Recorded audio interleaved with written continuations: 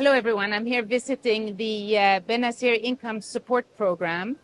This is a program that the World Bank has been supporting for some time, and it's been really wonderful to be able to tour it today and to meet with beneficiaries who are benefiting from both the unconditional cash transfer, but also new programs that have come and become added that are focusing on education, especially enrollment and attendance in school by girls, which is a big development challenge, an opportunity here in Pakistan, but also focusing on nutrition and health programs.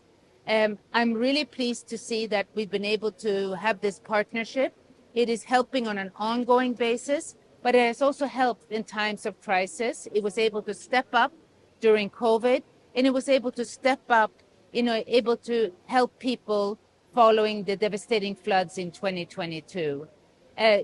Programs like this are a key part of the World Bank Group's support for the most vulnerable, and particularly for women, for mothers, and for their children. And we know from previous experience and ongoing projects that when you put resources into the hands of a female-headed household, you get better development outcomes for the family and for the generation to come. So thank you so much for allowing me to visit and for the very generous reception of me here today.